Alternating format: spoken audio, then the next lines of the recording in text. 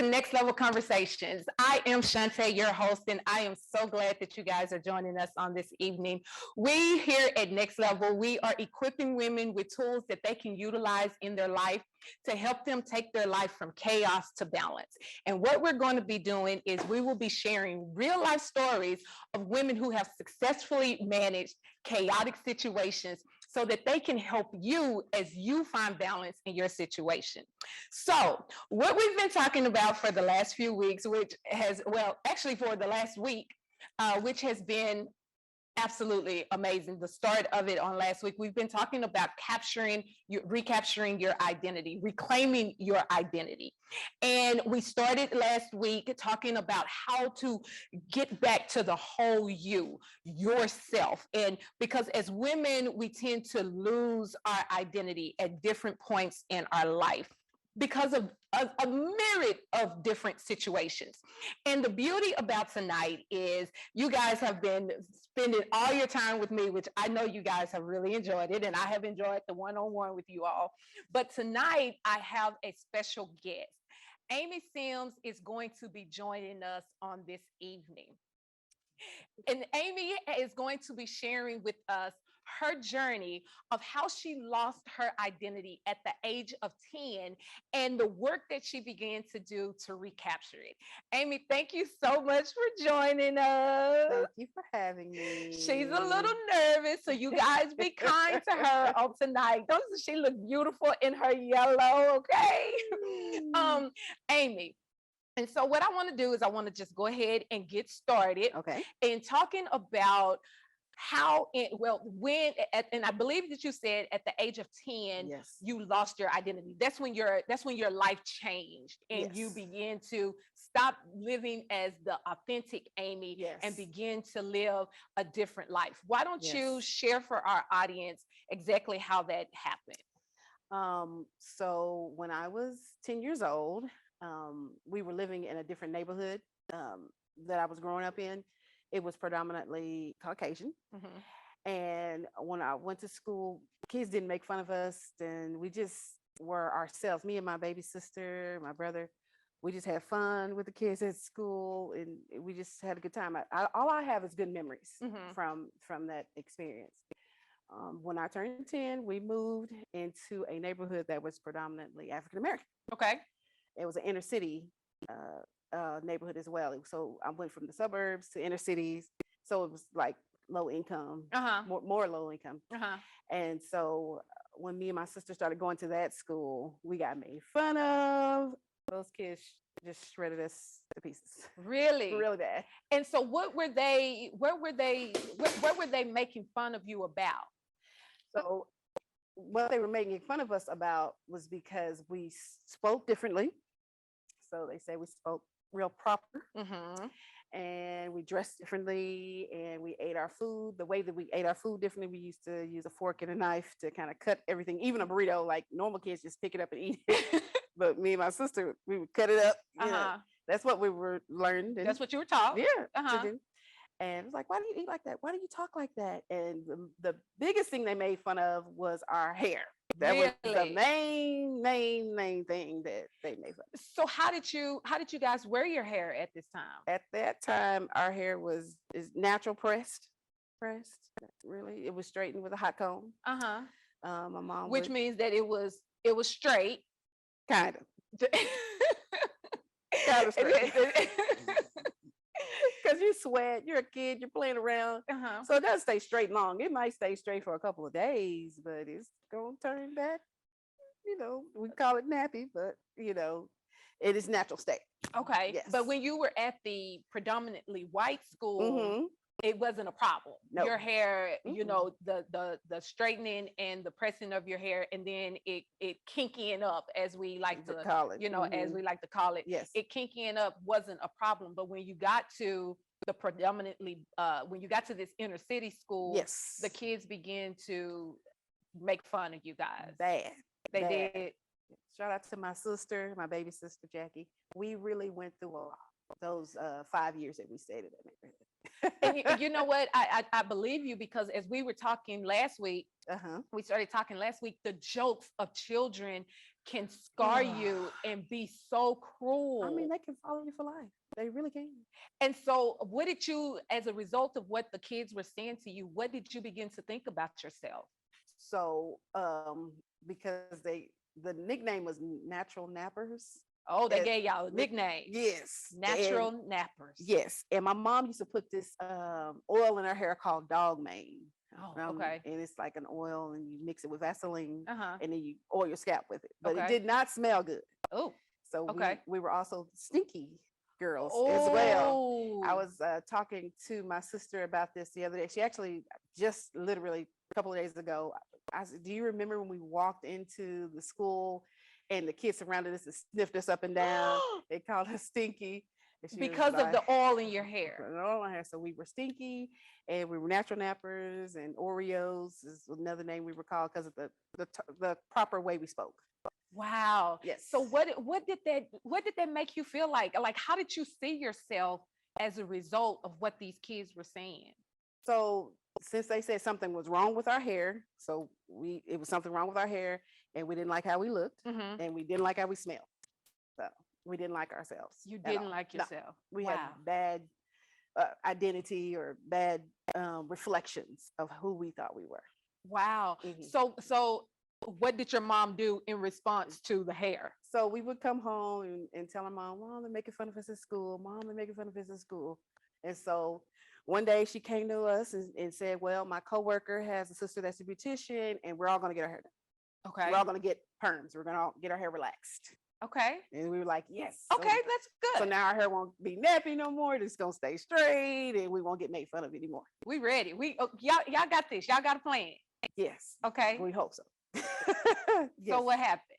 So we got our hair straightened. Everybody went and got my mom, my older sister, me, and my younger sister. We all got perms the same day. Okay. And everybody else's perm was beautiful. It was nice and gorgeous and nice, long and pretty. And my perm did not take. Really? No. My hair was still kinky. Really? So it didn't straighten. And so how did that make you feel? I was like, why me? Why is this happening to me? I'm still going to get made fun of when I go back to school. At age 10? At age 10, yes. Yes. So what was the solution? So my mom, she called her coworker again and said, well, Amy's hair is not straight. We need to do something because everybody else got their hair straight and my daughter's hair is still not straight. And so instead of her coworker going back to the beautician and let the beautician look at my hair, she said, oh, I probably can help you out. Let me just look at it. So she looked at my hair and she repermed it. Really? Like within a week. Optimum super perm. Oh wow, she repermed your hair. You got a super perm twice within a week's time. Yeah, I don't know for sure what kind of perm that was the first one they used because we were, what do you call it, versions or perm, relaxed versions or whatever. But that second perm was an optimum super. Yes. Oh wow. Yes. And what did it do? It overprocessed my hair, and my hair fell off. It had a bald spot in the middle of my head, and it killed my hair follicles. Oh, Amy. Oh, Amy. At 10. At 10 years old. Yeah. Yes. And okay, so you ended up with a bald spot just in the top of your head. Yeah, right here in the top of the hair. So I couldn't part it in the middle, or even do like a halfway part. Like it was, you could see it. So how did that make you feel? I was depressed at 10. Really? I was like, oh, I'm already feeling ugly. So now I'm definitely feeling like I'm nothing. Like it's really bad on myself. Yeah. Really? Yeah. So what did your mom end up doing? Because surely she didn't send you to school. Surely she didn't send you to school with a bald spot in your head. So what happened was they styled my hair in a freeze. I don't know if you know. I remember freezes. It was like your hair would be kind of sticking up in a little bit, and then you had kind of like maybe some finger waves on the side, but it was like a way to camouflage. Okay. That the bald spot was there. Now my hair was straight though that time. Okay, yeah. So y'all started So they started styling your hair in such a way that you could hide Yes. the The bald spot. Mhm. And so how did that, especially at age 10, how did that shape your identity? So at that age, when my mom said, "Don't tell anybody, people don't need to know," and it was just like, you need to hide whatever your truths are about yourself. Just keep hiding. So it just, that's how it formulated actually a lifestyle of hiding who Really? I really am. Yeah. At age 10, because of your hair, Hmm. and the response was to hide Yeah, it yourself. was a practice. Well, yeah. Hmm. Wow. Yes. And so you went through you went through high school like this. How did this, did you ever begin to well, first of all, let me ask you this. So you had the bald spot. Yes. So what did y'all do anything throughout the years to try to, because I'm assuming it wasn't a big bald It was spot. a small one. It was a small, but you had burnt the hair follicles. It's gone. They had burnt out. I was too young. My hair follicles weren't developed yet. Okay. At that age. No. And so I think you had said that for years they thought that your hair would grow back. Yes. And so they would put braids and different Yes. things in your hair, Yes. but it would make the bald spot bigger. Yes. Yes. So my hair cannot take a lot of heat, chemicals, and extensions. I was doing all of that. It was just making the bald spot And it was- bigger, bigger, bigger. Wow. Yes. And so how was this? Because at this time you're still hiding your Yes. true self. Absolutely. So even at like age 15, when it's like one of the hardest Oh. times for a teenager, Mm. you're hiding your identity, Yes. your hair. I mean, and I think we even have a few, you've given us a few photos Yes. of, the way that you were having to part your hair to and style wear your it, hair. just to cover it up. Yes. And so how were you seeing yourself at this time? I didn't think I was beautiful at all. I just thought, well, I guess people would like me more if they knew I didn't have bald spot. I would fit in, so I would still try to style my hair like everybody else if I could. But yeah, I wouldn't tell anybody. So I just always felt like, you know, I won't tell them. If I tell them, they're not going to like me and they're not going to be my friend. Guys and girls? Guys and girls. So you didn't even let any of your friends during this time know that you had a bald spot? In high school, I was in a fight. Ah. And the young lady I was in a fight with, she actually pulled braids out by the scalp. So that made my bald spot bigger. Amy. So I had to say, okay, I do have a bald. Like some of the people saw the bald spot. So I had to, it was like I was exposed. So I had to. And how did that make you feel? Embarrassed. Oh, that's embarrassing. Do you think that because I call it self-cutting, because Sure.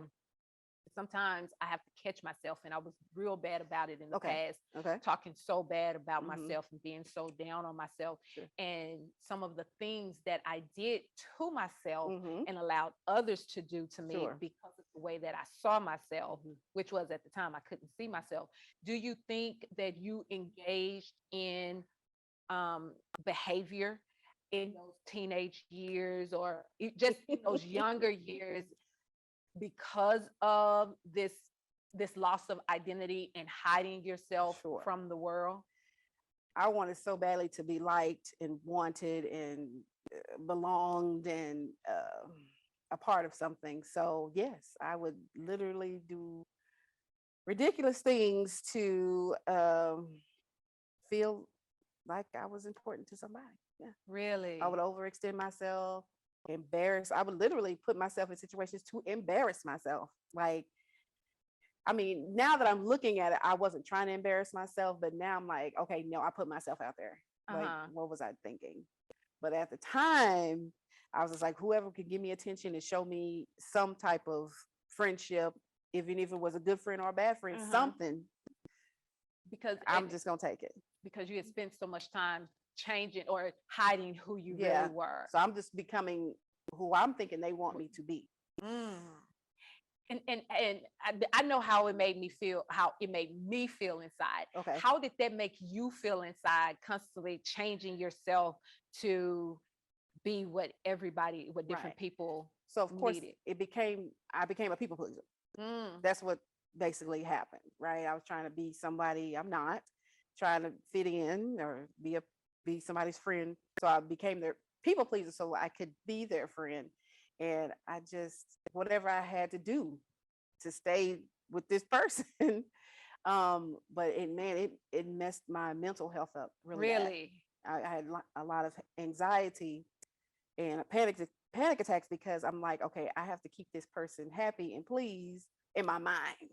I mean, that's the Really? reality is you don't have to do it, but it was a choice I made. And I felt like I had to do so I could stay in the friendship. Really? Yes. And it just, it just chips away at you slowly Hmm. and slowly and Right. slowly and slowly. Right. It just takes you just completely out. And okay, so we've gone through early elementary, we've Yes. gone through high school. Yes.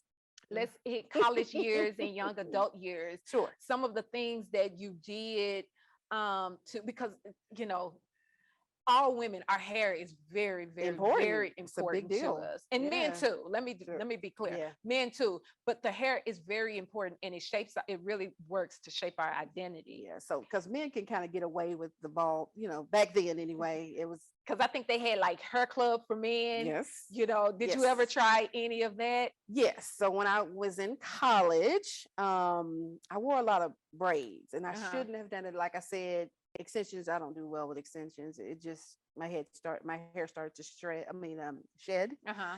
And I wore a lot of long braids. And Mm. this one time I did not take those braids down right. And I combed through the dirt and all of my hair by the follicles just came out in my hand.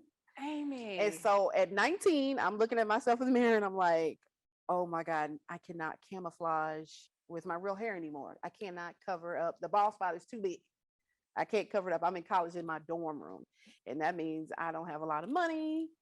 And I'm like, what am I going to do to blend in? I'm still trying to blend in. Wow. Still trying to find my friendship. Not as much as in high school, but I'm still trying to find that, people to belong to or Uh-huh. friendship. Mm-hmm. Yeah. So I did try hair club for men. At that time, I was trying to do Bosley, which was it hair plugs, the actual surgery, Uh-huh. like where they take your hair from the back and put it to the front. But they said I had already lost too much hair. You actually tried hair club for men. Yeah, so I did Bosley first, and they said no, we can't do surgery. That's out. Then they suggested hair club for men, so I went to hair club for men. Wow. And I wore my hair that way for a little while. At least when I joined my sorority, I had it, and it does look like a natural head of hair. Yeah, it does. I wore it for a few months, but I'm in college and it was like super expensive. It was way out of my price range to keep it going. So I did it for a little while. Okay. So, but it's basically just them shaving off whatever hair you do have, and then it just like a toupee. Okay. It's gluing it down, but it's on there really, really, really, really good. You can't take it off by yourself. Let me ask you this. When you were in relationships, Mm-hmm. how did you, because you're hiding yourself, you're Right. hiding your true self, Right. because Right. your parents have told you never let anybody know who you are. Right. So you're going through life hiding Mhm. who Amy truly is, Sure.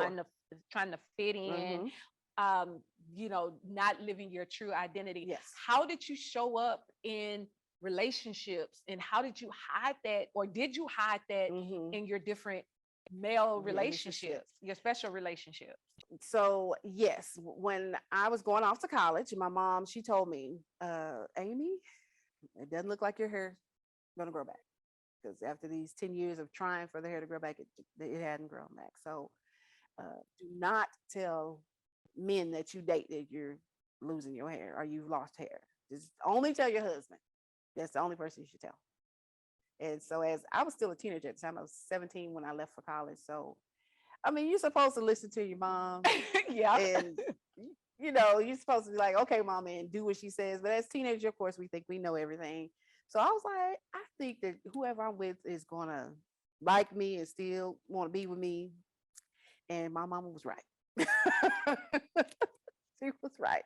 So my high school sweetheart, I did tell him that I had bald spots, or I was losing hair, and he was just like, "Well, I can't be with you Really? if I know you don't have no hair, you know."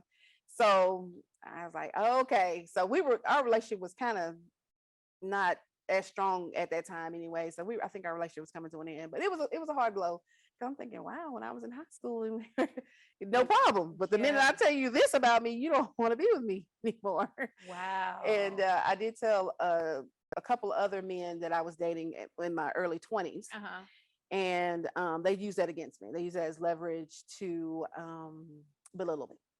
So basically, what your mom had said to you and what you had been believing all of your life, that you have to hide or you're not going to be accepted. Right. They were affirming that by their actions. Yes. Yes. That is horrible. Yes. That is horrible. Unfortunately. So let me ask you this. When did the change come about? Because as we can see, you are rocking your bald, okay? Rocking it good. Okay. Good with it. So when did the change come about where because you're not hiding anymore? No. When did the change come about where you decided to stop hiding and recapture who you actually are? Okay. So I'm never going to forget the timeline, August 2014. And it was a lady's, we were going to the casino. It was a birthday celebration. We were going to the casino. And I was driving the SUV.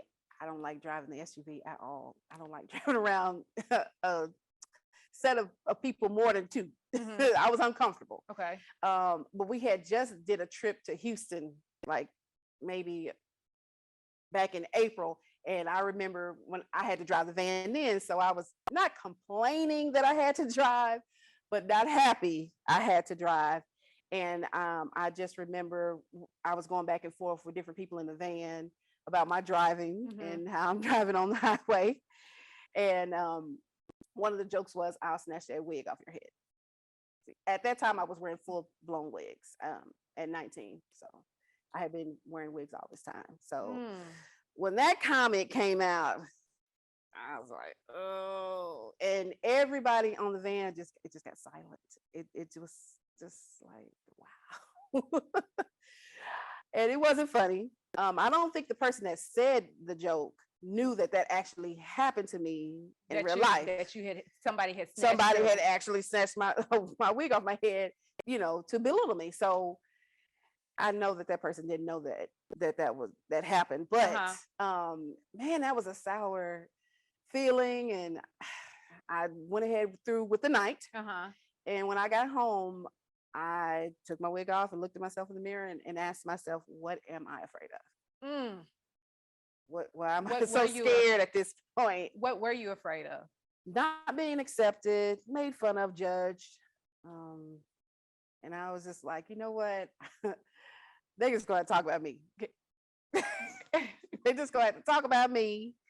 And I'm gonna not wear my hair. I'm just gonna live my life without it. So you cut out. So you just I took my husband's razor and shaved the rest and shaved it all off. Yeah, the rest of the little hair I had. How did that make you feel? You would say it would feel free, but it did not. It was like feel free. It was awkward. I was like, okay, now I did this. Now what I'm supposed to do? Am I gonna go back to wearing wigs, or am I not gonna, am I gonna really try to do this?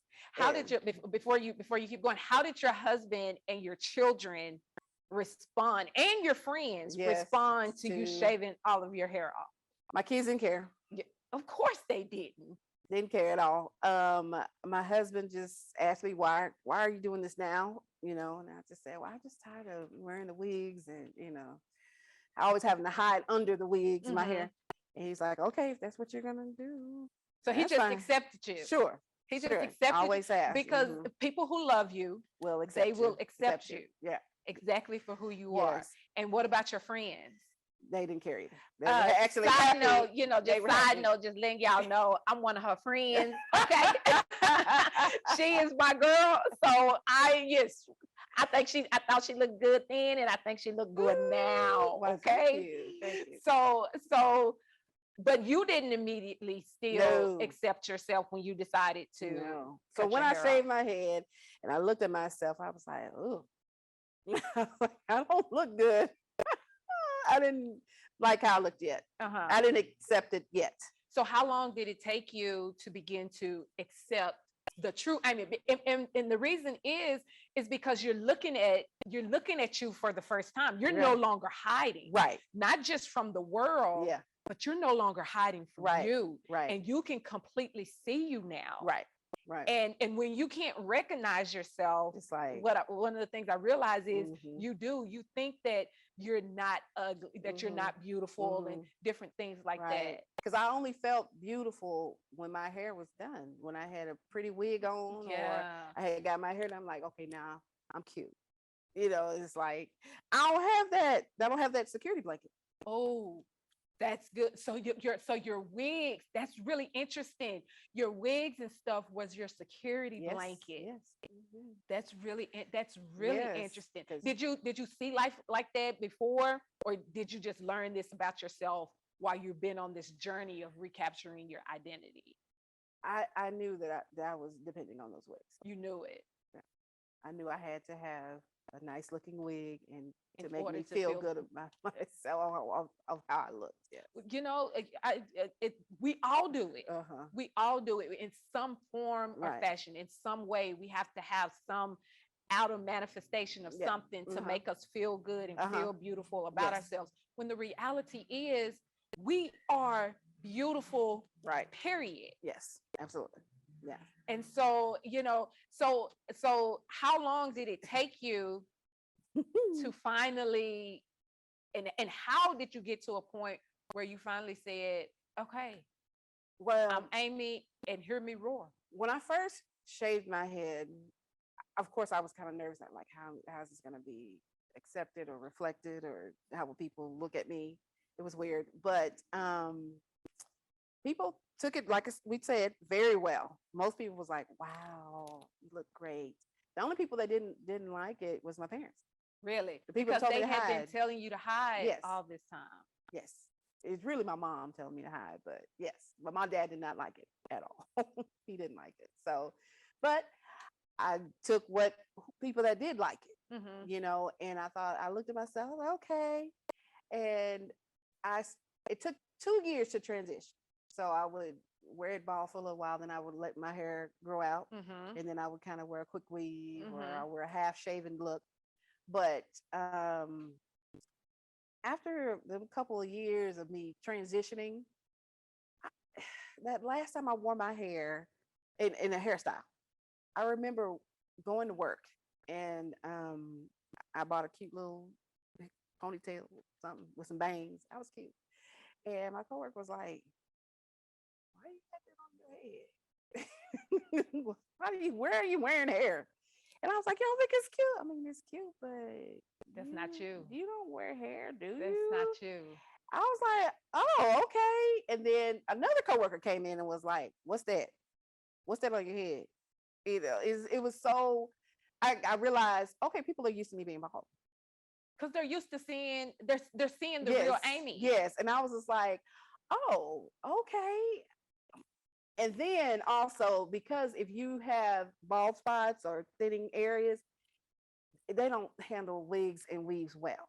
Like, you're anchoring your real hair to hold that up, or the glue or whatever, and it does hurt. It's tender. It gets Really? sore. And I was just like, you know what? Okay, I'm done wearing. I'm not gonna wear hair anymore. And so you just begin to I accepted it. just accept I it. did accept it. Now I look at myself in the mirror. I'm like, I'm beautiful. If I wear makeup, if I Yes. don't wear makeup, but I look good. You- I'm happy. I am one of the most happiest bald people ever. And God knew it. He knew, I prayed and I was depressed and I put blessed on all this stuff, trying to get my hair to grow back. And God was like, no, that ain't what we doing. You finna be bald. But it took me so long to get to that moment. But And now how I'm do you here. feel? I'm like, thank you, God. And it's a freedom, right? It's a really freedom. It's a, you know, no longer having to hide, no longer having to, because I know you're still on your journey Mm-hmm. of healing, Yes. even the things that you did to yourself when Yes. you were hiding. Yeah. But it becomes a freedom when you get to just express who you are. Yes. And you have a business called Grateful Expression. Yeah. Was that born out of your journey of reconnecting with yourself? Yes. So when I step out on these new experiences, of course, I'm scared, I'm nervous. How's it going to be received?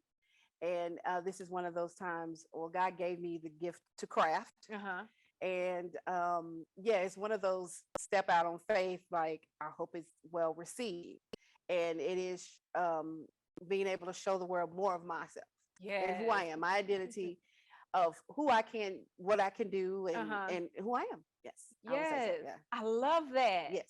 I love that. And I am so inspired. I'm so inspired by your courage. Okay. Your courage to live you and live your truth and live your beauty. Okay.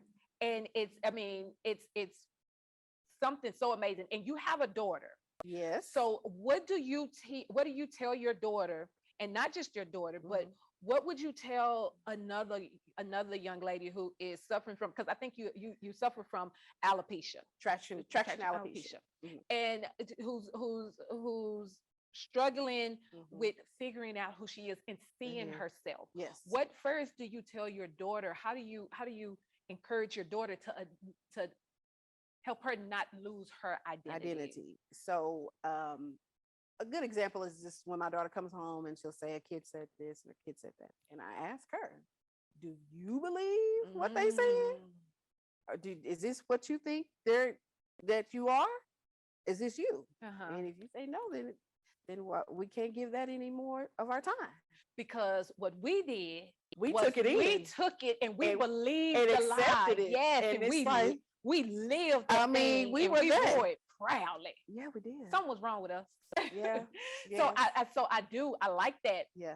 So what would you say to that young lady who is still hiding because because she doesn't feel accepted and she doesn't want anybody to see this true beauty of her and her bald? Yeah. People, how I want to word this.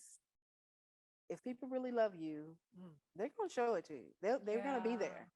If they want to be around you, they're going to be around you. Yeah. If they, if you want to be friends, they'll show you they want to be your friend. Yeah. So if you change yourself in any fashion and they leave or they don't want to talk to you anymore or for whatever reason, then maybe that season is over or they're not your friend. So, but if your friend is really your friend, they're going to be there. Yes. They're going to be there no matter what's going on. Yes. They're going to make themselves available to you. You know what? I 100% agree with you on that. Yes. Amy, I want to thank you so much for joining us on tonight. Yes. We are going to get ready to start taking some questions and some questions from our audience. I told them that they could ask you a few questions, but I appreciate you for joining us on tonight. Right. If you guys want to connect with Amy, your company's name is Grateful Expression. And they can connect with you online at gratefulexpression.com. Yes. And this is with a Z. With a Z. Yes. From A to Z. Hey, I like that. I hadn't even noticed that. They can connect with you online. And I also want to remind you guys and encourage you to join us for our 75-day challenge that we have been going strong on as we are learning consistency and being accountable. Join it's on the screen. Join us, please join us, jump in and join us for our challenge. You can also connect with Next Level on all of our social media platforms. Make sure you go and subscribe to the second issue of Next Level magazine, Permission to Dream, which teaches and helps you even recapture your Yes, identity. We give so absolutely. many tips, and your daughter Yes. actually wrote an article in our second issue called "The Woman."